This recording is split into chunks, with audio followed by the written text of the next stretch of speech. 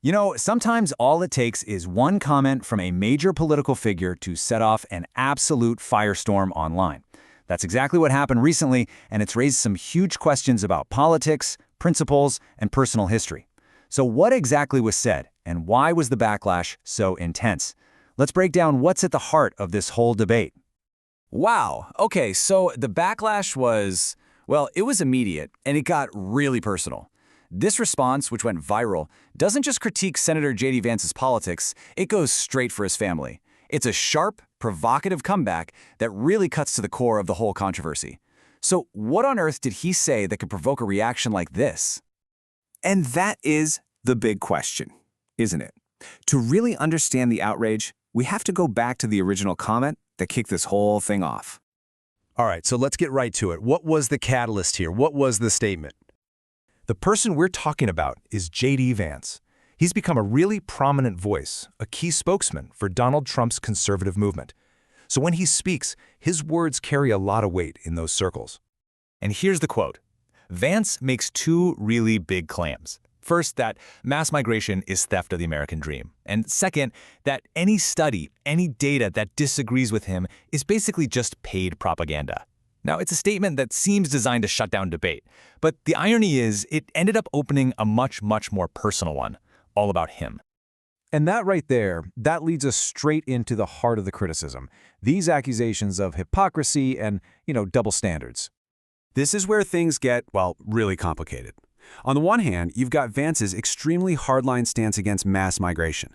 But on the other hand, you have his personal reality. His wife, Usha, is the daughter of immigrants from India. So critics jumped on this immediately, arguing that his own family is a direct beneficiary of the exact same system he's now condemning. And the pressure here isn't just coming from one direction. From the left, he's facing these accusations of hypocrisy. But according to the source material, he's also gotten some heat from his own side, from people on the right who have an issue with his wife's Hindu faith. Vance has actually talked about this in public, saying he hoped she would eventually convert to Christianity. And this whole double standard argument, well, it doesn't stop with Vance. The source also brings up Donald Trump. It points out that none of Trump's own grandparents were born in America. His grandfather actually came over from Germany. But, that European immigrant history is almost never brought up as a problem within the movement. To really get a handle on all this, it actually helps to take a step back and look at the bigger picture. The history of immigration in the United States. The story of the U.S. is really a story of these big waves of immigration. Way back, it was mostly people from Germany, Scotland, and Ireland. Then in the 1800s, new groups came, like Norwegians and Chinese. During the industrial boom, there was a huge influx from Eastern and Southern Europe. And since 1965, the main source of immigration has shifted to Asia. And here is a super crucial point from the source. This kind of resistance to immigration, it's not new at all. Every single one of those waves we just talked about was met with fear and criticism at the time. The arguments we're hearing today really echo what was being said back in the 1700s and 1900s about the new arrivals of those eras. So seeing this historical pattern, it all builds up to the source's main argument, which it calls the politics of convenience. So what does that mean? Well, a key part of it is this idea of changing the goalposts.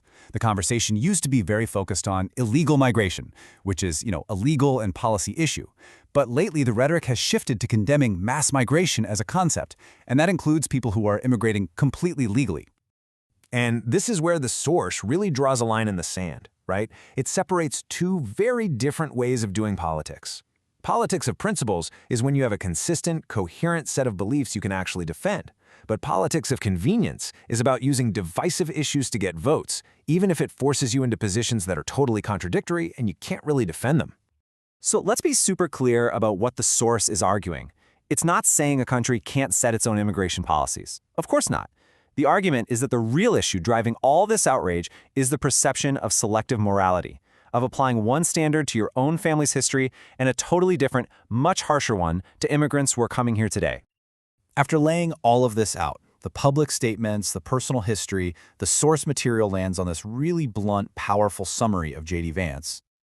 And that really leaves us with this huge, critical question, doesn't it? This whole controversy shines a spotlight on a basic tension we see over and over again in public life. It makes you ask, what happens when a powerful political idea smacks right into someone's undeniable personal reality? Which one bends? Which one breaks? That's really the question at the very heart of this entire debate.